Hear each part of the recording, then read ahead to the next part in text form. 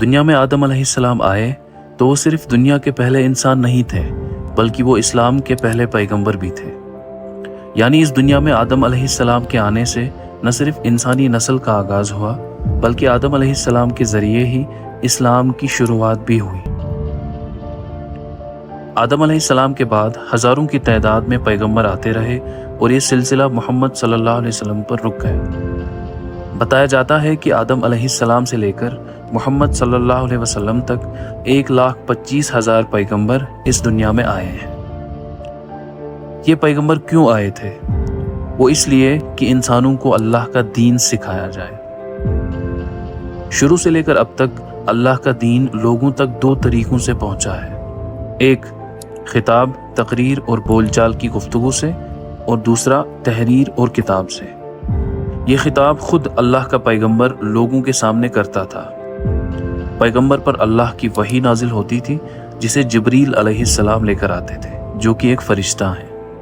وہی دراصل اللہ کی طرف سے انسانوں کے لیے ایک ہدایت نامہ تھا۔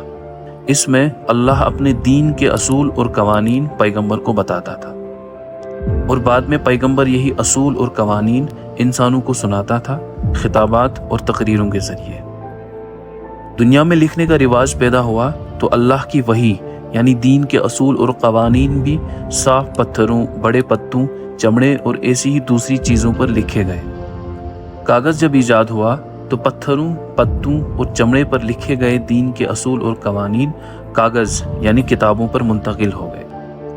یہی کتابیں کتاب اللہ کہلائیں، جن میں آج بھی کئی کتابیں موجود ہیں اور جس کی سب سے مستند اور تازہ مثال قرآن مجید ہے۔ کہنے کا مقصد یہ ہے کہ اللہ کا کلام اور اللہ کی باتیں انسانوں تک 2 طرح سے پہنچی ہیں، خطاب یعنی تقریروں کے ذریعے اور تحریر یعنی کتاب کے ذریعے۔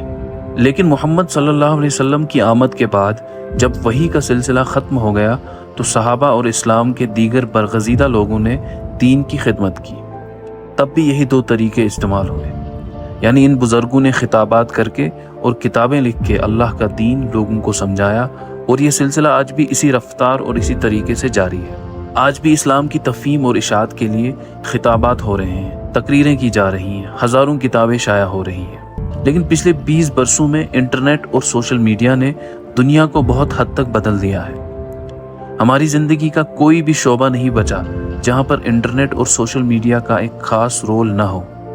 کیا گھر، کیا دفتر، کیا تعلیمی ادارے، کیا سرکاری انسٹیٹیوٹس، کیا پرائیویٹ کمپنیاں، ہر جگہ انٹرنیٹ چھایا ہوا ہے۔ اس انٹرنیٹ کے بغیر آج ہم زندگی کا تصور بھی نہیں کر سکتے۔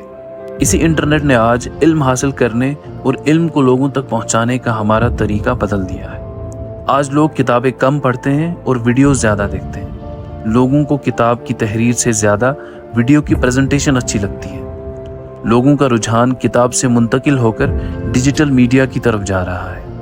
اسلام ایک فطری دین ہے، اسے ہر دور میں لوگوں کے سامنے پیش کیا گیا ہے اور آج بھی کیا جا رہا ہے۔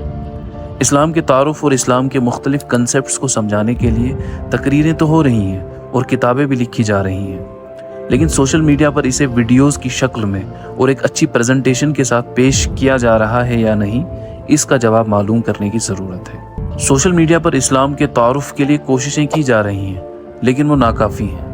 ان کوششوں کو ایک رفتار اور سمت دینے کی سخت ضرورت ہے۔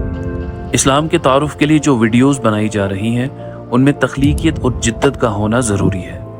اسی ضرورت کو سامنے رکھ کر یہ چینل آپ کے سامنے لایا جا رہا ہے۔ اس چینل پر آپ کو اسلام کا تعارف کرایا جائے گا، آسان انداز میں، اچھی پریزنٹیشن اور کریٹیوٹی کے ساتھ۔ یہاں پر اسلام کی تاریخ، اسلام کے مختلف ادوار، اسلام کے برگزیدہ پیغمبروں کا تعارف، اسلام کے مشہور واقعات، اللہ کی کتابوں بالخصوص قرآن کا تعارف، اسلامی سیاست، اسلامی معیشت، اسلامی معاشرت، اسلام اور سائنس، غرض اسلام سے جڑا ہر وہ کنسپٹ اور ہر وہ ٹاپک ڈسکس کیا جائے گا جس کو آج دنیا کے سامنے پیش کرنے کی ضرورت ہے۔ سبسکرائب کریں۔